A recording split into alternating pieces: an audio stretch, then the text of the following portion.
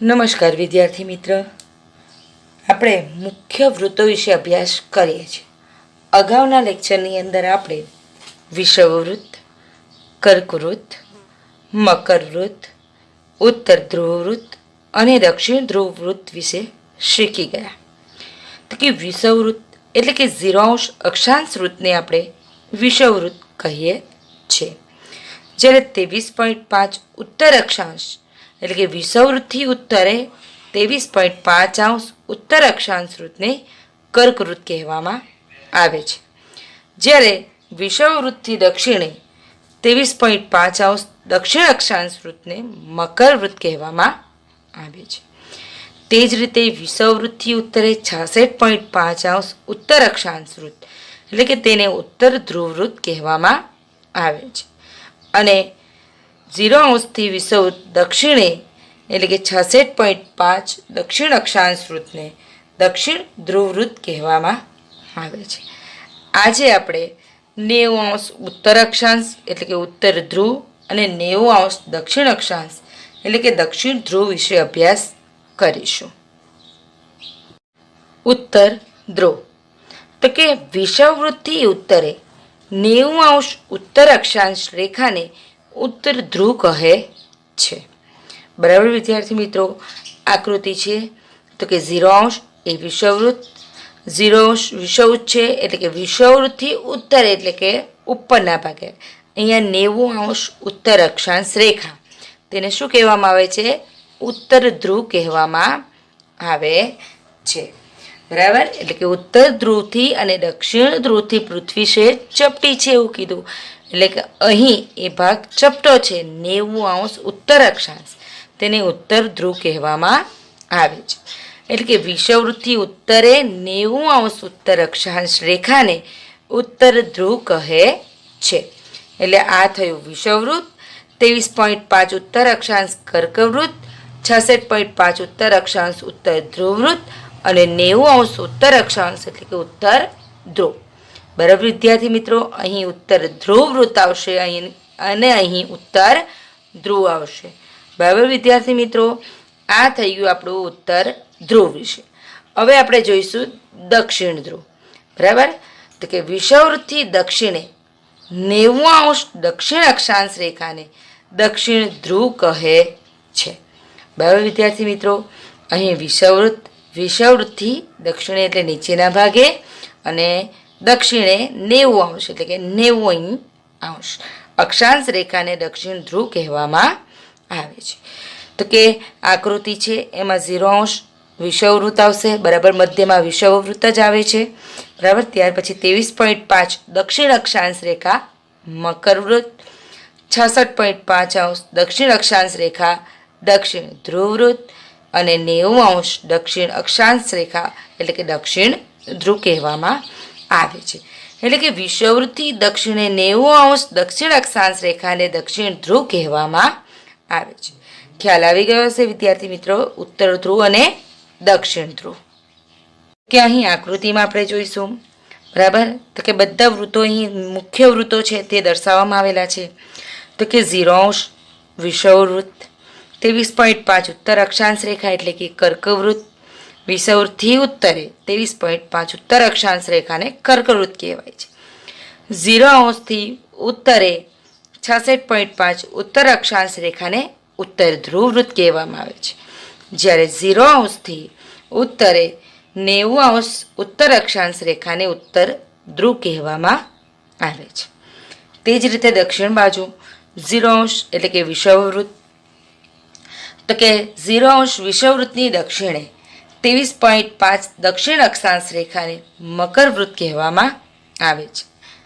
તે જ રીતે 0° વિષુવવૃત્તથી દક્ષિણે 66.5 દક્ષિણ અક્ષાંશ રેખાને દક્ષિણ ધ્રુવવૃત્ત કહેવામાં આવે છે, અને વિષુવવૃત્તથી દક્ષિણે 90° દક્ષિણ અક્ષાંશ રેખાને દક્ષિણ ધ્રુવ કહેવામાં આવે છે. આ આકૃતિમાં આપણને બધા જ મુખ્ય વૃત્તો દર્શાવવામાં આવેલા છે. વિષુવવૃત્તની ઉત્તરે કર્કવૃત્ત, વિષુવવૃત્તની દક્ષિણે મકરવૃત્ત, જ્યારે વિષુવવૃત્તથી ઉત્તરે ઉત્તર ધ્રુવવૃત્ત, જ્યારે વિષુવવૃત્તથી દક્ષિણે દક્ષિણ ધ્રુવવૃત્ત, અને બંને ઉપર અને નીચે ઉત્તર ધ્રુવ અને દક્ષિણ ધ્રુવ. આ થઈ ગયા આપણા મુખ્ય વૃત્તો. હજુ એક વૃત્ત આપણે જોવાના છે, જે છે અયન વૃત્ત. તો કે અયન વૃત્ત, તેમાં અયનનો અર્થ સમજીશું. તો કે વિષુવવૃત્તથી ઉત્તરે કર્કવૃત્ત સુધી અને દક્ષિણે મકરવૃત્ત સુધી દેખાતી સૂર્યની ગતિને અયન કહે છે. બરાબર વિદ્યાર્થી મિત્રો? તો કે આકૃતિમાં એ સમજીએ આપણે. તો કે વિષુવવૃત્તથી એટલે કે આ વિષુવવૃત્ત થયું. તો કે વિષુવવૃત્તથી ઉત્તરે એટલે કે આ કર્કવૃત્ત, બરાબર, અને વિષુવવૃત્તથી દક્ષિણે એટલે કે આ મકરવૃત્ત. આ બેની વચ્ચે જે સૂર્યની ગતિ દેખાય છે એને અયન કહે છે. બરાબર, આ સૂર્ય છે, આ સૂર્યના કિરણો બતાવેલા છે. તો કે એની વચ્ચેની જે દેખાતી ગતિ છે સૂર્યની તેને અયન કહે છે. એટલે કે વિષુવવૃત્તથી ઉત્તરે કર્કવૃત્ત સુધી અને વિષુવવૃત્તથી દક્ષિણે મકરવૃત્ત સુધી દેખાતી સૂર્યની ગતિને અયન કહે છે.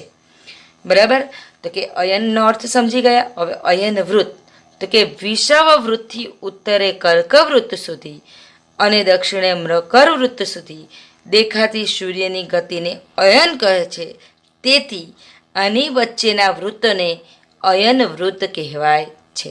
એટલે કે આની વચ્ચે જે લીટીઓ આવી છે આડી, બરાબર, વૃત્તો દોરેલા છે એને અયન વૃત્ત કહે છે. ઉપરની વ્યાખ્યા શ્રીમત છે અહીં. તો કે વિષુવવૃત્તથી ઉત્તરે કર્કવૃત્ત સુધી, વિષુવવૃત્તથી દક્ષિણે મકરવૃત્ત સુધી દેખાતી સૂર્યની ગતિને અયન કહે છે. તેથી આની વચ્ચેના જે વૃત્તો છે તેને અયન વૃત્ત કહે છે. બરાબર, આની વચ્ચેના જે વૃત્તો છે તેને શું કહેવામાં આવે છે? અયન વૃત્તો. એટલે કે કર્કવૃત્ત અને મકરવૃત્ત એની વચ્ચેના જે વૃત્તો છે એને અયન વૃત્ત કહેવામાં આવે છે. આ વચ્ચે વિષુવવૃત્ત, ત્યાર પછીના આ છે તે અયન વૃત્ત. બરાબર, તો કે આ સૂર્યની ગતિ છે તે 6 મહિના જેટલો સમય લાગે છે. સૂર્યની આ ગતિને 6 મહિના જેટલો સમય લાગે છે. એટલે કે પૃથ્વી 66.5ના ખૂણે નમેલી છે. પૃથ્વીને આપણે ચર્ચા કરી પૃથ્વી વિશે, તેમાં કીધું કે ખૂણાએ 66.5 અને કક્ષાની સપાટીએ 23.5 અંશનો ખૂણો બનાવે છે. તો કે પૃથ્વી 66.5ના ખૂણે નમેલી રહે છે. બરાબર, આથી સૂર્યના કિરણો કર્કવૃત્ત અને મકરવૃત્ત વચ્ચે લગભગ કેવા પડે છે? સીધા પડે છે. બરાબર, એ નમેલો ભાગ છે, સૂર્યની સામે પૃથ્વી નમેલી રહે છે. તેથી કર્કવૃત્ત અને મકરવૃત્ત એ છે તે સૂર્યની સામે આવે છે. એટલે કે સૂર્યના કિરણો લગભગ એના ઉપર કેવા પડે છે? સીધા પડે છે. બરાબર, તો કે આ થઈ ગયું અયન વૃત્ત. તો કે અયન એટલે કે વિષુવવૃત્તથી ઉત્તરે કર્કવૃત્ત સુધી અને દક્ષિણે મકરવૃત્ત સુધી દેખાતી સૂર્યની ગતિને અયન કહે છે. બરાબર, આ થઈ ગયું આપણું પૃથ્વીનો ગોળો. એની બરાબર મધ્યમાં વિષુવવૃત્ત, વિષુવવૃત્તથી ઉત્તરે કર્કવૃત્ત અને વિષુવવૃત્તથી દક્ષિણે મકરવૃત્ત. આની વચ્ચે એમ કહેવાય દેખાતી જે સૂર્યની ગતિ છે જેને અયન કહે છે. અને તેથી આની વચ્ચેના જે વૃત્તો છે એ વૃત્તોને અયન વૃત્તો કહે છે. અને આ જે સૂર્યની ગતિ છે એ 6 મહિના જેટલો સમય લાગે છે. પૃથ્વી 66.5 અંશના ખૂણે નમેલી છે.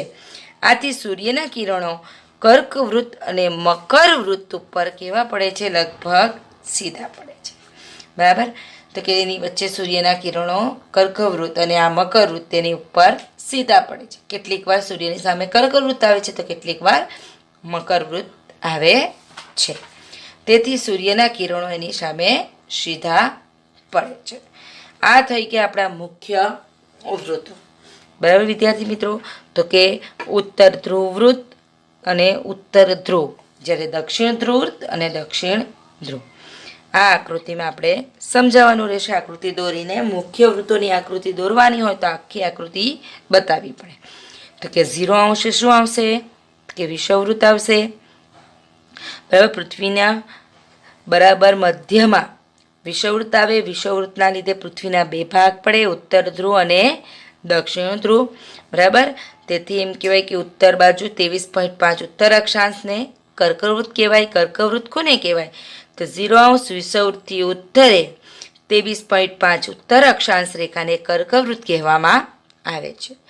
જ્યારે મકરવૃત્ત કોને કહેવાય? તો કે 0° વિષુવવૃત્તથી દક્ષિણે 23.5 દક્ષિણ અક્ષાંશ રેખાને મકરવૃત્ત કહેવામાં આવે છે.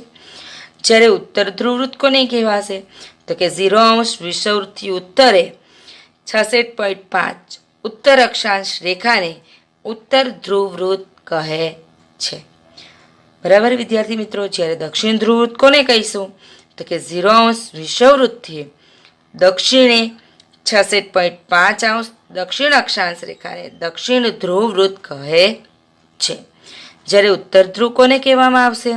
તો કે 0° વિષુવવૃત્તથી ઉત્તરે 90° ઉત્તર અક્ષાંશ રેખાને ઉત્તર ધ્રુવ કહેવામાં આવે છે. તે જ રીતે વિષુવવૃત્તથી દક્ષિણે 90° દક્ષિણ અક્ષાંશ રેખાને દક્ષિણ ધ્રુવ કહેવામાં આવે છે. આ થઈ ગયા આપણા મુખ્ય વૃત્તો: વિષુવવૃત્ત, કર્કવૃત્ત, મકરવૃત્ત, ઉત્તર ધ્રુવવૃત્ત, દક્ષિણ ધ્રુવવૃત્ત, ઉત્તર ધ્રુવ અને દક્ષિણ ધ્રુવ. તે સિવાય આપણે અયન અને અયન વૃત્ત વિશે અભ્યાસ કર્યો. તો કે આ આકૃતિ દ્વારા આપણે સમજવાનું અને આકૃતિ પરથી આપણે વ્યાખ્યા પણ લખી શકીએ. તો આ મુખ્ય વૃત્તોની આકૃતિ દોરવી. સિસ્ટમ કોને કહેવાય? તો કે ગ્લોબલ પ્રોસેસિંગ સિસ્ટમ, જેને જીપીએસ સિસ્ટમ કહેવામાં આવે છે. તો કે આ ગ્લોબલ પ્રોસેસિંગ સિસ્ટમ દ્વારા મોબાઈલ ફોન અને ગૂગલ અર્થ મારફતે આપણને કોઈપણ સ્થળના અક્ષાંશ અને રેખાંશ જાણવા મળે છે. બરાબર, જેને ટૂંકમાં શું કહેવાય? જીપીએસ. જી એટલે ગ્લોબલ, પી એટલે પ્રોસેસિંગ અને એસ એટલે સિસ્ટમ. આનો અર્થ જીપીએસ. તો કે આ ગ્લોબલ પ્રોસેસિંગ સિસ્ટમ એટલે કે મોબાઈલ ફોનની અંદર તેનો ઉપયોગ થાય છે. તેના દ્વારા અથવા ગૂગલ અર્થ મારફતે આપણે કોઈ પણ સ્થળનો અક્ષાંશ અને રેખાંશ જાણી શકીએ છીએ. તેના માટે અક્ષાંશ અને રેખાંશ જાણવા માટે જીપીએસનો ઉપયોગ થાય છે. આજે તો આ સિસ્ટમ દ્વારા અક્ષાંશ રેખાંશ ખૂબ સહેલાઈથી જાણી શકાય છે.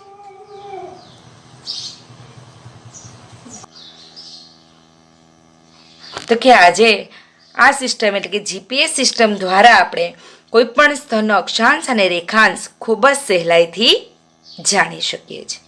બરાબર વિદ્યાર્થી મિત્રો. તો કે આ જીપીએસ એ અક્ષાંશ અને રેખાંશ જાણવા માટે ખૂબ જ ઉપયોગી છે.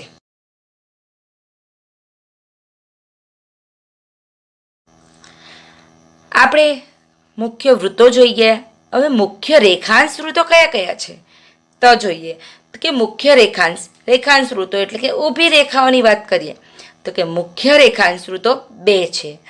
એક છે ગ્રીનિચ રેખા અને બીજું છે આંતરરાષ્ટ્રીય દિનાંતર રેખા. બરાબર. તો કઈ બે મુખ્ય રેખાંશ વૃત્તો કેટલા છે? તો કે બે છે, ગ્રીનિચ રેખા અને બીજું છે આંતરરાષ્ટ્રીય દિનાંતર રેખા. તો કે ગ્રીનિચ રેખા વિશે જોઈએ. મુખ્ય રેખાંશ વૃત્તોની અંદર ગ્રીનિચ રેખા વિશે અભ્યાસ કરીએ. તો કે આ ગ્રીનિચ રેખા છે. બરાબર. અહીં આપણે દુનિયાના નકશાની અંદર જોઈએ તો કે આ દુનિયાનો નકશો છે. અહીં તમે જોશો તો વચ્ચે આટલે 0 લખેલો છે. આ 0 જ્યાંથી પસાર થાય છે, નીચે પણ 0 છે. બરાબર. એ ક્યાંથી પસાર થાય છે? તો કે આ વચ્ચેથી પસાર થાય છે. આ જ્યાં પસાર થાય છે ત્યાં ઇંગ્લેન્ડના ગ્રીનિચ શહેર છે. બરાબર. તેના લીધે આ 0° રેખાંશ વૃત્તને ગ્રીનિચ નામ આપવામાં આવ્યું છે. તમે નકશાની અંદર જોઈ શકો છો આ 0° રેખાંશ વૃત્ત. બરાબર. એ ઇંગ્લેન્ડના ગ્રીનિચ શહેર પરથી પસાર થાય છે. તેથી એનું નામ શું આપવામાં આવ્યું છે? ગ્રીનિચ. એ 0° રેખાંશ વૃત્તને ગ્રીનિચ રેખા કહેવામાં આવે છે. બરાબર. તો કે ઇંગ્લેન્ડના ગ્રીનિચ શહેર પરથી પસાર થતી 0° રેખાંશ વૃત્તને ગ્રીનિચ રેખા કહે છે. ગ્રીનિચ રેખા કોને કહેવાય? તો કે ઇંગ્લેન્ડના ગ્રીનિચ શહેર પરથી પસાર થતી 0° રેખાંશ વૃત્તને ગ્રીનિચ રેખા કહે છે. તો કે આ ગ્રીનિચ રેખા છે તેથી પૃથ્વીના પૂર્વ અને પશ્ચિમ એમ બે ભાગ પડે છે. બરાબર વિદ્યાર્થી મિત્રો. જો કે પૂર્વ ગોળાર્ધ અને પશ્ચિમ ગોળાર્ધ તરીકે ઓળખાય છે. બરાબર. આ નકશાની અંદર ફરીથી જોઈએ તો કે આ 0° રેખાંશ વૃત્ત છે પૃથ્વી ને એમ કહેવાય છે કે આટલેથી પસાર થાય છે, એટલે કે ઇંગ્લેન્ડ શહેર પરથી ઇંગ્લેન્ડના ગ્રીનિચ શહેર પરથી પસાર થાય, તેથી તેને ગ્રીનિચ રેખા કહે છે. આ ગ્રીનિચ રેખાથી બે ભાગ પડે છે, એક આ બાજુનો ભાગ, એક આ બાજુનો ભાગ. એટલે કે આ જમણા હાથ તરફનો ભાગ એ પૂર્વ ગોળાર્ધ અને ડાબા હાથ તરફનો ભાગ પશ્ચિમ ગોળાર્ધ તરીકે ઓળખાય છે. એટલે કે પૂર્વ ભાગ અને પશ્ચિમ ભાગ. બરાબર વિદ્યાર્થી મિત્રો, ખ્યાલ આવી ગયો કે ગ્રીનિચ રેખા કોને કહેવાય? તો કે ઇંગ્લેન્ડના ગ્રીનિચ શહેર પરથી પસાર થતા 0° રેખાંશ વૃત્તને ગ્રીનિચ રેખા કહેવામાં આવે છે. આ ગ્રીનિચ રેખાને કારણે પૃથ્વીના બે ભાગ પડે છે, એક તો પૂર્વ ગોળાર્ધ અને બીજો છે પશ્ચિમ ગોળાર્ધ. પૂર્વ બાજુનો ભાગ એ પૂર્વ ગોળાર્ધ અને પશ્ચિમ બાજુનો ભાગ એ પશ્ચિમ ગોળાર્ધ તરીકે ઓળખાય છે. ગ્રીનિચ રેખા અથવા 0° રેખાંશ વૃત્ત મુખ્ય રેખાંશ નામે ઓળખાય છે. એને 0° રેખાંશ વૃત્ત પણ કહી શકાય અથવા ગ્રીનિચ રેખા પણ કહી શકાય. અહીં આકૃતિમાં પણ એ જ સમજવામાં આવ્યું છે કે 0° રેખાંશ વૃત્ત છે જે ઇંગ્લેન્ડના ગ્રીનિચ શહેર પરથી પસાર થાય છે, તેથી 0° રેખાંશ વૃત્તને ગ્રીનિચ રેખા કહે છે. તેના દ્વારા પૃથ્વીના બે ભાગ પડે, પૂર્વ ગોળાર્ધ અને પશ્ચિમ ગોળાર્ધ. બરાબર, તેને 0° રેખાંશ વૃત્ત તરીકે અથવા ગ્રીનિચ રેખા તરીકે ઓળખવામાં આવે છે. પૂર્વમાં પૂર્વ રેખાંશ વૃત્તો અને પશ્ચિમમાં પશ્ચિમ રેખાંશ વૃત્તો હોય છે. બરાબર વિદ્યાર્થી મિત્રો, ગ્રીનિચ રેખા વિશે તમને ખ્યાલ આવી ગયો. ગ્રીનિચ રેખા કોને કહેવાય?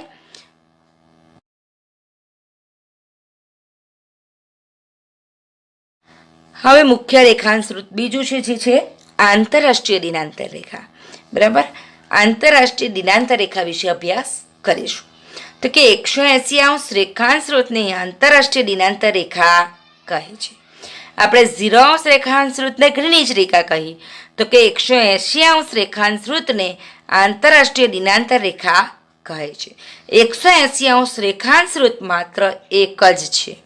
બરાબર, આગળ પણ આની ચર્ચા આપણે કરી છે કે 180° રેખાંશ વૃત્ત માત્ર એક જ છે. આ રેખા ઓળંગતા તારીખ અને વાર બદલાય છે. બરાબર, આ રેખા ઓળંગતા શું બદલાય છે? તારીખ અને વાર બદલાય છે. બરાબર, તો કે આંતરરાષ્ટ્રીય દિનાંતર રેખા પેસિફિક મહાસાગર પરથી પસાર થાય છે. ક્યાંથી પસાર થાય છે? તો કે પેસિફિક મહાસાગર પરથી. કેમ મહાસાગર પરથી પસાર થાય તેનું કારણ પણ આપણે સમજીશું. પહેલા નકશાની અંદર જોઈ લઈએ આપણે. બરાબર, તો કે આ 0° છે, પછી આપણે 15, 30, 45 તમને અહીં આંકડા વંચાતા હશે. બરાબર વિદ્યાર્થી મિત્રો, અહીં આંકડા વંચાતા હશે કે 15° રેખાંશ 30, તે રીતે 180 અહીં છે. બરાબર, તે જ રીતે આ બાજુ પણ 180 અહીં છે. આ બંનેને ફોલ્ડ કરીએ તો 180° એક બાજુ જ આવશે. બરાબર, તો અહીં તમે 180 રેખાંશ વૃત્ત એટલે કે આંતરરાષ્ટ્રીય દિનાંતર રેખા જોઈ શકો છો. બરાબર, એ આંતરરાષ્ટ્રીય દિનાંતર રેખા માત્ર એક જ છે. બરાબર, અને વાળી દેવામાં પૃથ્વી આપણી કોર છે, તેથી બંને ભેગા થઈ જશે. તેના કારણે આ 180° માત્ર એક જ છે. અને આ રેખાંશ વૃત્ત 180° રેખાંશ વૃત્ત ક્યાંથી પસાર થાય? તો કે પેસિફિક મહાસાગર પરથી પસાર થાય. અહીં કેટલીક જમીનનો ભાગ આવે છે, તેથી એને સમુદ્ર તરફ વાળીને વાંકી લીધેલી તમે જોઈ શકો. કેવી દોરેલી છે, વાંકી ચૂકી દેખાય છે ને. અહીંથી તમે શરૂ કરો, આ બાજુ આમ સીધું, પછી પાછું આમ સીધું છે. બરાબર, પછી આ બાજુ વાંકી, એટલે કે આંતરરાષ્ટ્રીય દિનાંતર રેખા વાંકી ચૂકી છે એમ પણ કહી શકાય. કેમ? એને મહાસાગરમાંથી પસાર કરી છે. બરાબર, તો સમજીએ. તો કે આ મહાસાગરમાં કેટલાક ટાપુઓ છે. એ ટાપુઓનો કેટલોક ભાગ 180° રેખાંશ વૃત્તની પૂર્વમાં અને કેટલોક ભાગ પશ્ચિમમાં છે. બરાબર, કેટલાક ટાપુઓ છે, તેનો કેટલોક ભાગ જે છે તે 180° રેખાંશ વૃત્તની પૂર્વમાં આવેલો છે અથવા પશ્ચિમમાં આવેલો છે. બરાબર, તો કે જો આંતરરાષ્ટ્રીય દિનાંતર રેખા સીધી દોરવામાં આવે તો એક જ દેશના કેટલાક ટાપુની જમીન પરથી એ પસાર થાય. બરાબર, અહીં આકૃતિમાં તમે જોઈ શકો. આંતરરાષ્ટ્રીય દિનાંતર રેખા છે, એને કેટલોક ભાગ જમીનનો પૂર્વ બાજુ અને કેટલોક પશ્ચિમ બાજુ છે. બરાબર, જો એને સીધી દોરી દઈએ, બરાબર, તો કે એક જ દેશનો, બરાબર, આ એક જ દેશ છે, એ દેશનો કેટલાક ટાપુઓની જમીન પરથી ત્યાંથી પસાર થાય. બરાબર. તેથી સમયનો ગોટાળો પણ થાય. તેથી એક જ ટાપુ ઉપર એક જ દિવસે 2 વાર અને 2 તારીખો ભેગી થઈ જાય. તેથી સમયનો ગોટાળો થાય. બરાબર. તેથી આંતરરાષ્ટ્રીય દિનાંતર રેખાના માર્ગમાં આવતા ટાપુઓને જમીન બાજુ પર રાખી એ ટાપુઓની જમીનને બાજુ પર રાખી દીધી છે અને સમુદ્ર તરફ વાળવામાં આવી છે. કેમ આંતરરાષ્ટ્રીય દિનાંતર રેખા વાંકી ચૂકી છે? જો એને સીધી દોરવામાં આવે તો એક જ ટાપુ ઉપર એક જ દિવસે 2 વાર અને 2 તારીખ ભેગી થઈ જાય. બરાબર. તેથી સમયનો ગોટાળો થાય. તેથી એ નિવારવા માટે આંતરરાષ્ટ્રીય દિનાંતર રેખાના માર્ગમાં આવતા ટાપુઓની જમીનને બાજુ પર રાખી સમુદ્ર તરફ વાળવામાં આવી છે. તેથી આંતરરાષ્ટ્રીય દિનાંતર રેખા કેવી છે? વાંકી ચૂકી દોરવામાં આવી છે. ખ્યાલ આવી ગયો વિદ્યાર્થી મિત્રો? સીધી દોરવામાં આવતી તો એક જ ટાપુ પરની જમીન અને એક જ દિવસે 2 વાર અને 2 તારીખ ભેગા થઈ જાય. તેથી એ સમયનો ગોટાળો ન થાય એ નિવારવા માટે આંતરરાષ્ટ્રીય દિનાંતર રેખાના માર્ગમાં જે ટાપુઓની જમીન આવે છે એને બાજુ પર રાખી દીધી છે અને તેને સમુદ્ર તરફ વાળવામાં આવી છે. તેના કારણે આંતરરાષ્ટ્રીય દિનાંતર રેખા કેવી છે? વાંકી ચૂકી દોરવામાં આવી છે. 180° રેખાંશ વૃત્તને ઓળંગીને પૂર્વથી પશ્ચિમ તરફ જતા, બરાબર, 180 રેખાંશ વૃત્ત છે એને ઓળંગવાનું છે અને પૂર્વ બાજુથી પશ્ચિમ બાજુ આવીએ તો તારીખ અને વારમાં એક દિવસ આગળ કરવા પડે છે. શું કરવા પડે? તારીખ અને વાર એક દિવસ આગળ કરવા પડે છે. એ જ રીતે આ વૃત્તને ઓળંગીને પશ્ચિમથી પૂર્વ તરફ જઈએ, બરાબર, પશ્ચિમથી પૂર્વ તરફ જતા તારીખ અને વાર એટલે કે એક દિવસ ઓછો કરવો પડે છે. આમ 180° રેખાંશ વૃત્તને ઓળંગતા તારીખ અને વાર બદલાય છે. આ રેખાને ઓળંગવામાં આવે, 180° રેખાંશ વૃત્તને ઓળંગવામાં આવે તો તારીખ અને વાર બદલાય છે. પૂર્વથી પશ્ચિમ તરફ જતા એમ કહેવાય છે કે એક દિવસ આગળ કરવો પડે અને પશ્ચિમથી પૂર્વ તરફ જતા એક દિવસ ઓછો કરવો પડે છે. બરાબર. અહીં તમને ખ્યાલ આવી ગયો આંતરરાષ્ટ્રીય દિનાંતર રેખા? તો કે આંતરરાષ્ટ્રીય દિનાંતર રેખા તમે અહીં આકૃતિ જોઈ શકો છો. બરાબર. પરીક્ષામાં એ ટૂંક નોંધમાં અથવા આંતરરાષ્ટ્રીય દિનાંતર રેખા વાંકી ચૂકી દોરવામાં આવી છે એ કારણમાં પૂછી શકાય. તો કે આંતરરાષ્ટ્રીય દિનાંતર રેખા 180° રેખાંશ વૃત્તને આંતરરાષ્ટ્રીય દિનાંતર રેખા કહેવામાં આવે છે. એ માત્ર એક જ છે. એને ઓળંગતા તારીખ અને વાર બદલાય છે. એ પેસેફિક મહાસાગર પરથી પસાર થાય છે. આટલી માહિતી તમને યાદ થઈ ગયો છે. આ મહાસાગરના કેટલાક ટાપુઓ છે, એ ટાપુઓના કેટલાક ભાગ 180 રેખાંશ વૃત્તની પૂર્વમાં અને કેટલોક ભાગ પશ્ચિમમાં છે. જો આંતરરાષ્ટ્રીય દિનાંતર રેખા સીધી દોરવામાં આવે તો એક જ દેશના કેટલાક ટાપુઓની જમીન પરથી આ રેખા પસાર થાય અને તેથી એક જ ટાપુ ઉપર એક જ દિવસે 2 વાર અને 2 તારીખ ભેગી થઈ જાય. તેથી સમયનો ગોટાળો થાય. તેથી આંતરરાષ્ટ્રીય દિનાંતર રેખાના માર્ગમાં આવતા ટાપુઓની જમીનને બાજુ પર રાખી દીધી છે અને સમુદ્ર તરફ વળવામાં આવી છે. એથી આંતરરાષ્ટ્રીય દિનાંતર રેખા વાંકી ચૂકી દોરવામાં આવી છે. ખ્યાલ આવી ગયો? 180 રેખાંશ વૃત્તને ઓળંગીને પૂર્વથી પશ્ચિમ તરફ જતા તારીખ અને વાર એક દિવસ આગળ કરવા પડે, જ્યારે પશ્ચિમથી પૂર્વ તરફ જતા તારીખ અને વાર એક દિવસ ઓછો કરવો પડે. આમ 180 રેખાંશ વૃત્તને ઓળંગતા તારીખ અને વાર બદલાય છે. બરાબર વિદ્યાર્થી મિત્રો? અહીં આંતરરાષ્ટ્રીય દિનાંતર રેખા કોને કહેવાય? તો કે 180° રેખાંશ વૃત્તને, બરાબર, એ માત્ર એક જ છે. એ ક્યાંથી પસાર થાય? તો કે પેસેફિક મહાસાગર પરથી પસાર થાય. એના કારણે શું થાય છે? તો કે એ ઓળંગતા તારીખ અને વાર બદલાય છે. જો એને સીધી દોરવામાં આવે તો શું થાય? તો કે એક જ દેશના કેટલાક ટાપુની જમીન પરથી એ રેખા પસાર થાય. તેથી એક જ ટાપુ ઉપર એક જ દિવસે 2 વાર અને 2 તારીખ ભેગી થઈ જાય. તેથી સમયનો ગોટાળો થઈ જાય. તેથી આંતરરાષ્ટ્રીય દિનાંતર રેખાના માર્ગમાં આવતી ટાપુની જમીનને બાજુ પર રાખવામાં આવે છે અને એને સમુદ્ર તરફ વાળવામાં આવી છે. તેથી આંતરરાષ્ટ્રીય દિનાંતર રેખા કેવી છે? કે વાંકી ચૂકી દોરવામાં આવી છે. બરાબર વિદ્યાર્થી મિત્રો? અહીં તમે મુખ્ય 2 રેખાંશ વૃત્તો, ગ્રીનિચ રેખા અને આંતરરાષ્ટ્રીય દિનાંતર રેખા, 0° રેખાંશ વૃત્ત અને 180° રેખાંશ વૃત્ત વિશે અભ્યાસ કર્યો. કટિબંધો એટલે શું? કટિબંધો કોને કહેવાય? તો કે કટિબંધો એટલે કે પૃથ્વીના તાપમાન, પ્રકાશ અને ગરમી ઠંડીના આધારે પૃથ્વી જુદા જુદા વિભાગોમાં વહેંચાઈ જાય છે, જેને કટિબંધો કહે છે. બરાબર. કટિબંધ કોને કહેવામાં આવે છે? તો કે પૃથ્વી છે એ તાપમાન, બરાબર, એટલે કે પ્રકાશ અને ગરમી ઠંડીના આધારે પૃથ્વીના જુદા જુદા જે ભાગ પાડવામાં આવે છે, જુદા જુદા ભાગમાં એ વહેંચાઈ જાય છે, જેને કટિબંધો કહે છે. દાખલા તરીકે આ આકૃતિ છે, બરાબર, આ પૃથ્વી છે આપણી, બરાબર. આ પૃથ્વી છે તે શું કરે છે? તો કે તાપમાન એટલે કે પ્રકાશ અને ગરમી ઠંડી, બરાબર, તાપમાન, પ્રકાશ અને ગરમી ઠંડી ના લીધે એમ કહેવાય છે કે પૃથ્વી જુદા જુદા ભાગમાં વહેંચાઈ જાય છે, જેને કટિબંધો કહે છે. એ જુદા જુદા ભાગ આપણે ભણવાના છે કે કટિબંધોના કયા કયા ભાગો છે. પહેલાં તો કટિબંધોની વ્યાખ્યા યાદ થઈ ગઈ. તો કે કટિબંધો એટલે પૃથ્વીના તાપમાન, પ્રકાશ અને ગરમી ઠંડીના આધારે પૃથ્વી જુદા જુદા વિભાગોમાં વહેંચાઈ જાય છે, જેને કટિબંધો કહે છે. બરાબર. વધારે તેમજ ઓછા પ્રકાશ અને ગરમી મેળવતા ભાગોને નીચે મુજબ 3 વિભાગોમાં વહેંચવામાં આવેલા છે. બરાબર. હવે પૃથ્વી જુદા જુદા ભાગમાં વહેંચાઈ જાય છે, જેને કટિબંધ કીધા. હવે જુદા જુદા ભાગોમાં એટલે કે કેટલીક જગ્યાએ વધારે પ્રકાશ મળે છે, તો કેટલીક જગ્યાએ ઓછો સૂર્યપ્રકાશ મળે છે.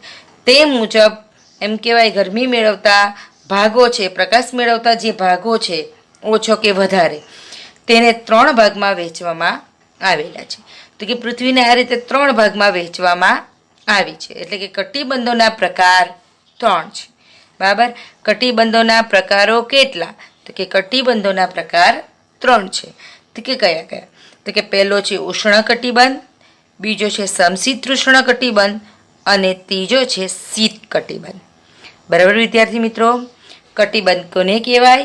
કટિબંધોના પ્રકાર. તો કે કટિબંધોના પ્રકાર 3 છે. પહેલું છે ઉષ્ણ કટિબંધ, બીજું છે સમશીતોષ્ણ કટિબંધ અને ત્રીજું છે શીત કટિબંધ. તો કે ઉષ્ણ કટિબંધ એટલે કે અતિશય ગરમી. શું આવશે? અતિશય ગરમી. જ્યાં ખૂબ જ ગરમી પડતી હોય તે કટિબંધને ઉષ્ણ કટિબંધ કહેવામાં આવે છે. તે જ રીતે બીજો પ્રકાર છે સમશીતોષ્ણ કટિબંધ. તો કે સપ્રમાણ ગરમી ઠંડી એટલે કે મધ્યમ ગરમી અને ઠંડી કેવી? તો કે મધ્યમ. અને શીત કટિબંધ. શીત કટિબંધની અંદર આવશે સખત ઠંડી. શીત એટલે કે ઠંડુ, એટલે કે સખત ઠંડી પડતો ભાગ પૃથ્વીનો, તેને શીત કટિબંધ કીધો છે. આ રીતે પૃથ્વીના 3 પ્રકાર છે. તો કે ખૂબ જ ગરમી મેળવતો, તો કે તેને ઉષ્ણ કટિબંધ કહેવાય એ ભાગને. પછી સપ્રમાણ ગરમી ઠંડી મેળવતા ભાગને પૃથ્વીના તો કે સમશીતોષ્ણ કટિબંધ કહેવાય. અને ખૂબ જ ઠંડી પડતી હોય તેવા પૃથ્વીના ભાગને શીત કટિબંધ કહેવામાં આવે છે. તો કે પહેલો પ્રકાર છે ઉષ્ણ કટિબંધ, બીજો છે સમશીતોષ્ણ કટિબંધ અને ત્રીજો છે શીત કટિબંધ. બરાબર વિદ્યાર્થી મિત્રો. તો કે આપણે જોયું કટિબંધો. તો કે પૃથ્વીના તાપમાન, પ્રકાશ અને ગરમી ઠંડીના આધારે પૃથ્વીના જુદા જુદા ભાગમાં વહેંચાઈ જાય છે, જેને કટિબંધો કહે છે. તે વધારે તેમજ ઓછા પ્રકાશ મેળવતા ભાગને નીચે પ્રમાણે 3 ભાગમાં વહેંચવામાં આવે છે. એટલે કે કટિબંધોના 3 પ્રકાર છે. એક છે ઉષ્ણ કટિબંધ, બીજો છે સમશીતોષ્ણ કટિબંધ અને ત્રીજો છે શીત કટિબંધ. ઉષ્ણ કટિબંધની અંદર અતિશય ગરમી મળે છે, જ્યારે સમશીતોષ્ણ કટિબંધની અંદર સપ્રમાણ ગરમી ઠંડી હોય છે, જ્યારે શીત કટિબંધની અંદર ખૂબ જ ઠંડી પડે છે. તો કે કટિબંધોના 3 પ્રકાર જોયા. આ પ્રકારને આપણે આકૃતિ દ્વારા સમજીએ. આ છે કટિબંધોની આ આકૃતિ. 0° એટલે આપણે જાણીએ છીએ વિષુવવૃત્ત, 23.5 ઉત્તર અક્ષાંશ વૃત્ત એટલે કે કર્કવૃત્ત, 23.5 દક્ષિણ અક્ષાંશ વૃત્ત એટલે કે મકરવૃત્ત, 66.5 ઉત્તર અક્ષાંશ વૃત્ત એટલે કે ઉત્તર ધ્રુવ વૃત્ત, 66.5 દક્ષિણ અક્ષાંશ વૃત્ત એટલે કે દક્ષિણ ધ્રુવ વૃત્ત અને 90° ઉત્તર અક્ષાંશ એટલે ઉત્તર ધ્રુવ અને 90° દક્ષિણ અક્ષાંશ એટલે દક્ષિણ ધ્રુવ. બરાબર. તો કે હવે કટિબંધો જોઈએ. તો અહીંયા ઉષ્ણકટિબંધ કીધો છે. આકૃતિની અંદર આપણે દર્શાવ્યો છે કે 23.5 ઉત્તર અક્ષાંશથી 23.5 દક્ષિણ અક્ષાંશ વચ્ચે, એટલે કે આ ભાગથી આ ભાગ વચ્ચેનો, જેને ઉષ્ણકટિબંધ કહેવામાં આવે છે. શું કહેવામાં આવે છે? ઉષ્ણકટિબંધ. જ્યારે બંને ગોળાર્ધની અંદર, એટલે કે ઉત્તર ગોળાર્ધ અને દક્ષિણ ગોળાર્ધની અંદર, તો કે 23.5 ઉત્તર અક્ષાંશથી 66.5, એટલે કે 23.5 ઉત્તર અક્ષાંશથી 66.5 ઉત્તર અક્ષાંશ અને 23.5 દક્ષિણ અક્ષાંશથી 66.5 દક્ષિણ અક્ષાંશ, એટલે કે આ બેની વચ્ચેનો. બરાબર. એ ભાગને સમશીતોષ્ણ કટિબંધ અહીંયા લખેલું જ છે. બરાબર. જ્યારે બંને ગોળાર્ધની અંદર 66.5 ઉત્તર અક્ષાંશથી 90° અક્ષાંશ, બરાબર, અને આ બાજુ પણ 66.5 દક્ષિણ અક્ષાંશથી 90° દક્ષિણ અક્ષાંશ વચ્ચેનો વિસ્તાર, જેને શીત કટિબંધ કહે છે. અહીં આકૃતિની અંદર ત્રણેય કટિબંધો દર્શાવેલા છે. અહીં ઉષ્ણ કટિબંધ છે, પછી સમશીતોષ્ણ, નીચે સમશીતોષ્ણ આવશે, પછી ઉપર શીત કટિબંધ અને નીચે પણ શીત કટિબંધ.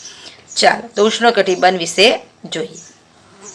તો કે 23.5 ઉત્તર અક્ષાંશથી 23.5 દક્ષિણ અક્ષાંશ વચ્ચે આવેલો વિસ્તાર ઉષ્ણ કટિબંધ કહેવાય છે. વ્યાખ્યામાં પણ પૂછી શકાય કે ઉષ્ણ કટિબંધ એટલે શું? ઉષ્ણ કટિબંધની વ્યાખ્યા આપો. તો કે 23.5 ઉત્તર અક્ષાંશથી 23.5 દક્ષિણ અક્ષાંશ વચ્ચે આવેલા વિસ્તારને ઉષ્ણ કટિબંધ કહેવાય છે. આકૃતિ પરથી પણ લખી શકો કે 23.5 ઉત્તર અક્ષાંશથી 23.5 દક્ષિણ અક્ષાંશ વચ્ચે આવેલા વિસ્તારને ઉષ્ણ કટિબંધ કહેવાય છે. આ ઉષ્ણ કટિબંધની અંદર 12 માસ, આ વિસ્તારની અંદર 12 માસ સૂર્યના કિરણો કેવા પડે છે? સીધા પડે છે. તેથી આ વિસ્તારમાં પ્રકાશ અને ગરમીનું પ્રમાણ સામાન્ય રીતે કેવું હશે? વધારે હશે. એટલે કે 12 માસ વધારે રહે છે. ઉષ્ણ એટલે કે ગરમ, એટલે કે આ પ્રદેશની અંદર ગરમી અને પ્રકાશનું પ્રમાણ 12 માસ વધારે રહે છે. આ થઈ ગયું ઉષ્ણ કટિબંધ. હવે આપણે બીજું જોઈશું, સમશીતોષ્ણ કટિબંધ. બરાબર. કટિબંધનો બીજો પ્રકાર સમશીતોષ્ણ કટિબંધ. તો કે બંને ગોળાર્ધમાં 23.5 અક્ષાંશથી, અહીંયા આપણને બંને ગોળાર્ધની વાત કરી છે, ઉત્તર દક્ષિણ નથી દર્શાવ્યું, અક્ષાંશ કહી દીધું છે. બરાબર. એટલે કે બંને ગોળાર્ધમાં, એટલે કે ઉત્તર ગોળાર્ધ અને દક્ષિણ ગોળાર્ધમાં, બંને ગોળાર્ધમાં 23.5 અક્ષાંશથી 66.5 અક્ષાંશ વચ્ચે આવેલો વિસ્તાર સમશીતોષ્ણ કટિબંધ કહેવાય છે. બરાબર. અહીં તમે જોઈ શકો છો કે બંને ગોળાર્ધ, એટલે આપણે ઉપરનું ગોળાર્ધ અને નીચેનું ગોળાર્ધ લઈએ તો કે 23.5 અક્ષાંશથી 66.5, 23.5 થી 66.5, બરાબર, એની વચ્ચે આવેલો વિસ્તાર, જેને સમશીતોષ્ણ કટિબંધ કહેવાય છે. આકૃતિમાં જોઈ શકો તમે, અહીં 23.5 અક્ષાંશ છે, 66.5 છે. અહીં પણ 23.5, 66. અહીંયા બંને ગોળાર્ધ લખ્યા છે એટલે ઉત્તર દક્ષિણ લખ્યું નથી. બરાબર. તો કે બંને ગોળાર્ધમાં 23.5 અક્ષાંશથી 66.5 અક્ષાંશ વચ્ચે આવેલો વિસ્તારને સમશીતોષ્ણ કટિબંધ કહે છે.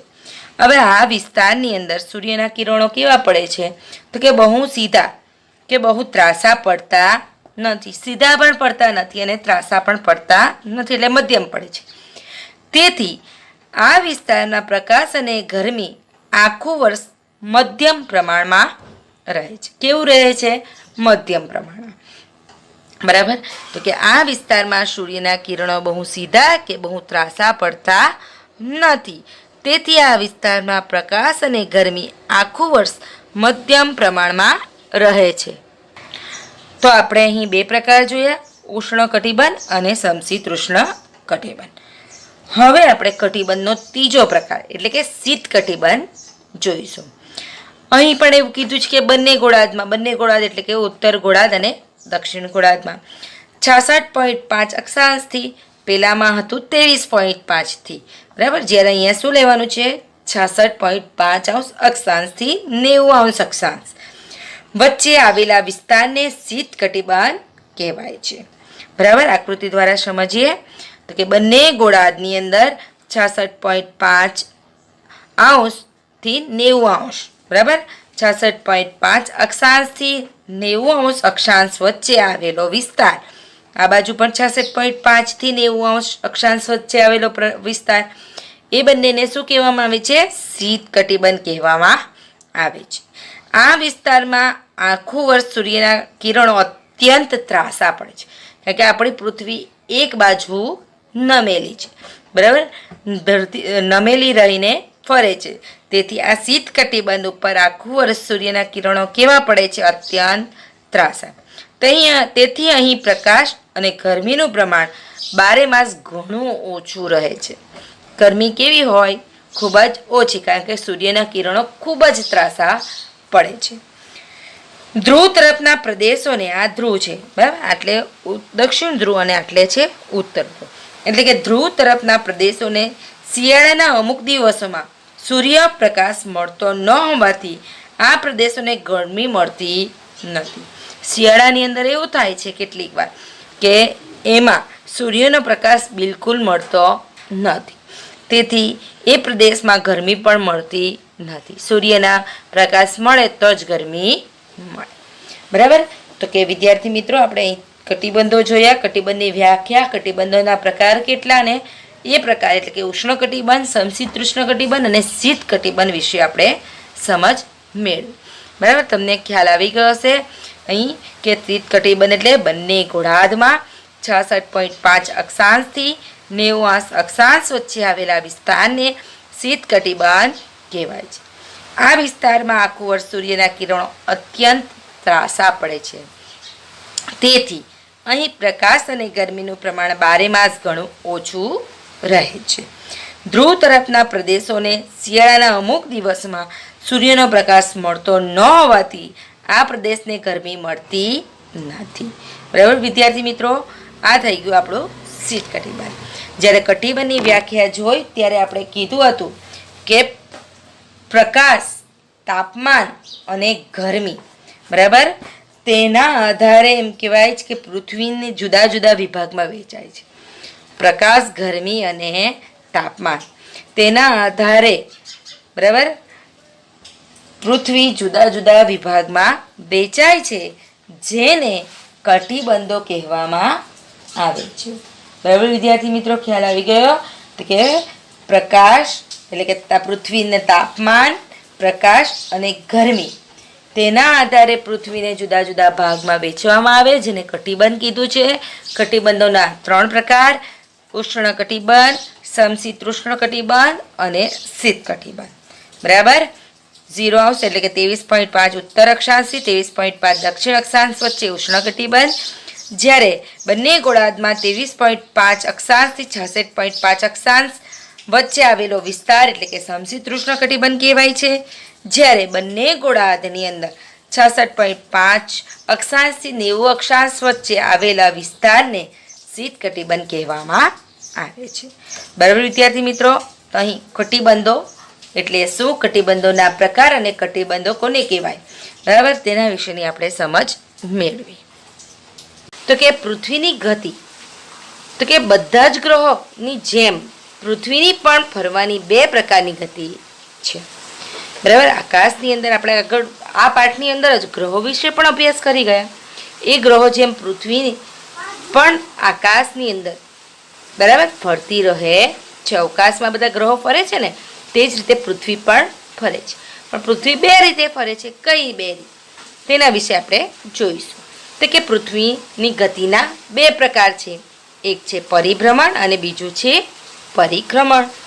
પરિભ્રમણ એટલે કે તેને ધરીભ્રમણ કે દૈનિક ગતિ પણ કહેવામાં આવે છે. જ્યારે પરિક્રમણ, જેને કક્ષાભ્રમણ અથવા વાર્ષિક ગતિ પણ કહેવામાં આવે છે. બરાબર, તો કે આ પરિભ્રમણ ગતિ અને ધરીભ્રમણ ગતિ વિશે આપણે અભ્યાસ કરીએ. પૃથ્વીની ગતિના 2 પ્રકાર કહીએ, તો કે પરિભ્રમણ અને પરિક્રમણ. તો કે આ પૃથ્વી છે, આ પૃથ્વી પોતાની ધરી પર ફરે છે, બરાબર, તેને પરિભ્રમણ કહેવામાં આવે છે. અને પૃથ્વી સૂર્યની ફરતે ફરે છે, તેને પરિક્રમણ કહેવામાં આવે છે. ઉદાહરણ તરીકે આ છે આપણું પૃથ્વી, બરાબર, અને આ છે સૂર્ય. આપણે લાલ રંગનો દડો તે સૂર્ય અને આ છે આપણે પૃથ્વી. પૃથ્વી પોતાની ધરી પર ફરે છે આ રીતે, બરાબર, તેને પરિભ્રમણ કહે છે. અને સૂર્યની આસપાસ આ રીતે ફરે છે, સૂર્યની આસપાસ આ રીતે ફરે છે, જેને પરિક્રમણ ગતિ કહેવામાં આવે છે. તો અત્યારે આપણે પહેલો પ્રકાર જોવાના છે, તો કે પરિભ્રમણ, તો કે પોતાની ધરી પર આ રીતે ફરે છે, બરાબર, આ રીતે ફરતા ફરતા પોતાની ધરી પર ફરે છે અને એક ચક્ર પૂર્ણ કરતા 24 કલાક થાય છે અને વિષુવવૃત્ત પર કલાકના 1670 કિલોમીટરની ઝડપે ફરીને એક ચક્ર પૂર્ણ કરે છે, બરાબર. આ રીતે પૃથ્વી પોતાની ધરી પર ફરે છે, સાથે સાથે આ રીતે સૂર્યની આસપાસ પણ ફરે છે, જેને પરિક્રમણ કહેવામાં આવે છે. તો આપણે પરિભ્રમણ વિશે જોઈશું.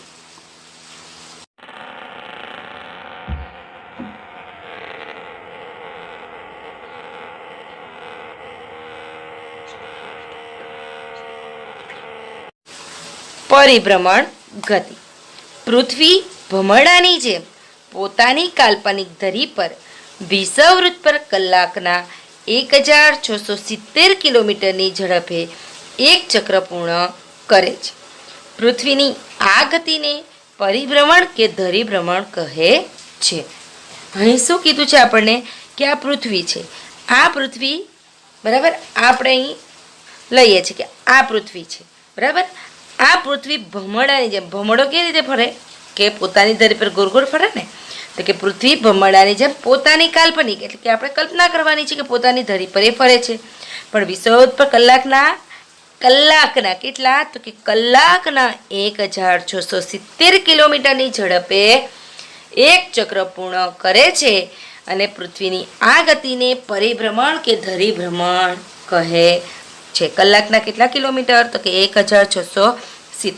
આ પોતાની ધરી પર ફરે છે એને પરિભ્રમણ કહેવાય છે.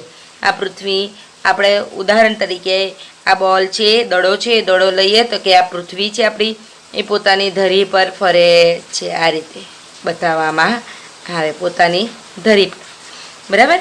તો કે આ એક ચક્ર પૂર્ણ કરતાં પૃથ્વીને 24 કલાક થાય છે. એક ચક્ર એ પૂરું કરે છે પોતાની ધરી પર, તો એને 24 કલાક થાય છે, એટલે કે એક દિવસ થાય છે. તેથી પૃથ્વીની આ ગતિને દૈનિક ગતિ પણ કહેવામાં આવે છે.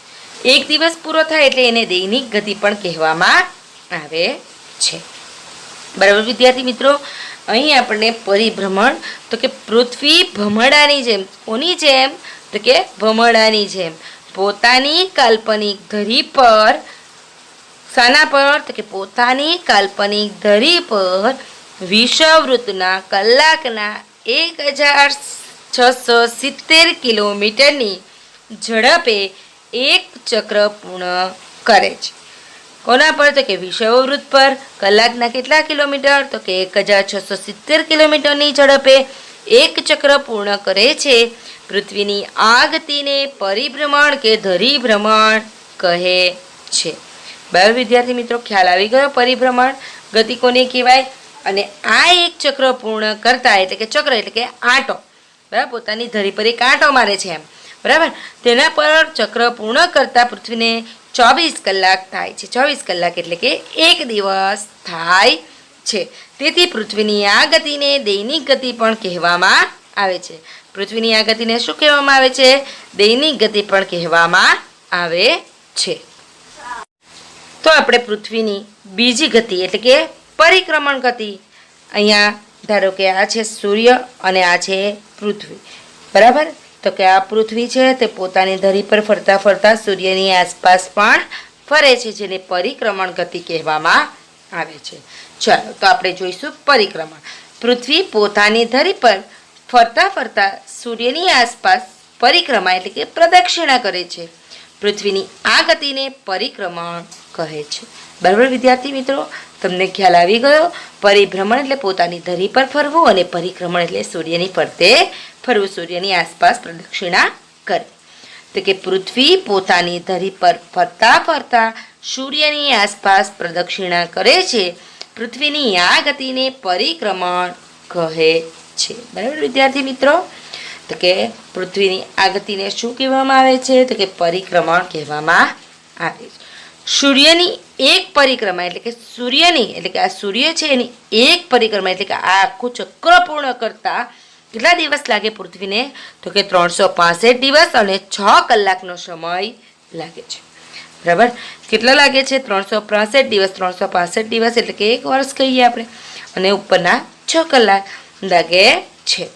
તેથી પૃથ્વીની આ ગતિને વાર્ષિક ગતિ પણ કહેવામાં આવે છે. વર્ષ બદલાય 365 દિવસે, બરાબર, એટલે એને વાર્ષિક ગતિ પણ કહેવામાં આવે છે. બરાબર, કક્ષામાં ફરે છે એટલે કક્ષા ભ્રમણ પણ કહેવાય. બરાબર વિદ્યાર્થી મિત્રો, તમને અહીં પરિભ્રમણ અને પરિક્રમણ વિશે ખ્યાલ આવ્યો હશે. પરિભ્રમણ એટલે કે પૃથ્વી ભ્રમણની જેમ પોતાની કાલ્પનિક ધરી પર વિષુવવૃત્તના કલાકના 1670 કિલોમીટરની ઝડપે ફરી એક ચક્ર પૂર્ણ કરે છે. પૃથ્વીની આ ગતિને પરિભ્રમણ કે ધરીભ્રમણ કહેવામાં આવે છે. બરાબર વિદ્યાર્થી મિત્રો, અને એક ચક્ર પૂર્ણ કરતા પૃથ્વીને 24 કલાકનો સમય લાગે છે. તેથી આ ગતિને દૈનિક ગતિ પણ કહેવામાં આવે. જ્યારે પરિભ્રમણ ગતિ એટલે કે પૃથ્વી સૂર્યની આસપાસ એટલે પૃથ્વી પોતાની ધરી પર ફરતા ફરતા સૂર્યની આસપાસ પરિક્રમા એટલે કે પ્રદક્ષિણા કરે છે. પૃથ્વીની આ ગતિને પરિક્રમણ ગતિ પણ કહેવામાં આવે છે. સૂર્યને એક પરિક્રમા પૂર્ણ કરતા 365 દિવસ અને 6 કલાકનો સમય લાગે છે. તેથી પૃથ્વીની આ ગતિને વાર્ષિક ગતિ પણ કહેવામાં આવે છે. વિદ્યાર્થી મિત્રો, અહીં ધ્યાન આપજો, 6 કલાક ઉપર છે, 365 દિવસે આપણું વર્ષ બદલાય છે. આ લીપ વર્ષ આવશે ત્યારે હું તમને આ સમજાવીશ. બરાબર વિદ્યાર્થી મિત્રો, તો કે આ થઈ ગયું પૃથ્વીની 2 ગતિ, પરિભ્રમણ અને પરિક્રમણ. બરાબર, આ પરિભ્રમણ ગતિ થાય છે, બરાબર, પૃથ્વીની જે પરિભ્રમણ ગતિ થાય છે એનાથી દિવસ રાત થાય છે. જ્યારે પૃથ્વીની જે પરિક્રમણ ગતિ થાય છે તેનાથી શું થશે? ઋતુઓ થાય છે. બરાબર વિદ્યાર્થી મિત્રો, કારણ કે આગળનો આપણો ટોપિક આવશે દિવસ રાત અને દિવસ રાત લાંબા ટૂંકા અને ઋતુઓ વિશે. તો તમને ખ્યાલ આવવું જોઈએ કે પોતાની ધરી પર ફરવાથી શું થાય છે અને સૂર્યની આસપાસ ફરવાથી શું થાય છે. બરાબર વિદ્યાર્થી મિત્રો, આગળનો ટોપિક જોઈશું આપણે કક્ષા. આની વાત આપણે પૃથ્વીને જે ગ્રહો વિશે અભ્યાસ કરી ગયા આપણે સૂર્યમંડળના, તેમાં પણ વાત કરી છે મેં તમને કક્ષાની. તો કે પૃથ્વી અવકાશમાં એક નિશ્ચિત કલ્પિત માર્ગે, બરાબર, આ પૃથ્વી છે તે અવકાશની અંદર આકાશની અંદર શું કરે છે? એક નિશ્ચિત એનો માર્ગ નિશ્ચિત હોય છે. તો કે કલ્પિત માર્ગે સૂર્યની આજુબાજુ પ્રદક્ષિણા કરે છે. આ થઈ ગયો સૂર્ય અને આ થઈ ગઈ પૃથ્વી. તો કે આ જે છે સૂર્યની આસપાસ પ્રદક્ષિણા કરે છે, આ માર્ગને પૃથ્વીની કક્ષા કહેવામાં આવે છે. બરાબર, આ જ માર્ગે પૃથ્વી જાય છે. આ પૃથ્વીની શું થઈ ગઈ? કક્ષા. એટલે કે પૃથ્વી અવકાશમાં એક નિશ્ચિત કાલ્પનિક માર્ગે સૂર્યની આજુબાજુ પ્રદક્ષિણા કરે છે. આ માર્ગને પૃથ્વીની કક્ષા કહેવામાં આવે છે. આ સાથે પૃથ્વી વર્તુળાકાર નહીં પરંતુ લંબગોળાકાર કક્ષામાં ફરે છે. બરાબર, જો મેં અહીં લંબગોળાકાર દોર્યું ને, ઈંડા જેવો આકાર, ઈંડાકાર કે લંબગોળાકાર, વર્તુળાકાર નથી. પૃથ્વી ફરે છે તો કે વર્તુળાકારમાં એટલે કે ગોળમાં નથી ફરતી સૂર્યની પર, પરંતુ કેવા આકારમાં ફરે છે? લંબગોળાકાર કે ઈંડાકારમાં ફરે છે. વર્ષભર તેથી પૃથ્વી અને સૂર્ય વચ્ચેનું અંતર સરખું હોતું નથી. કેમ? કે અહીં સૂર્ય છે તો કેટલીક વાર આ બાજુ હોય, આ બાજુ હોય કે આ બાજુ હોય. આ બાજુ હોય તો નજીક થઈ જાય, એટલે કે વર્ષભર પૃથ્વી અને સૂર્યનું અંતર આ બાજુ હશે તો અંતર વધી જશે, લંબગોળાકાર છે એટલે. બરાબર, તેથી વર્ષભર પૃથ્વી અને સૂર્ય વચ્ચેનું અંતર એક સરખું હોતું નથી. કેમ હોતું નથી?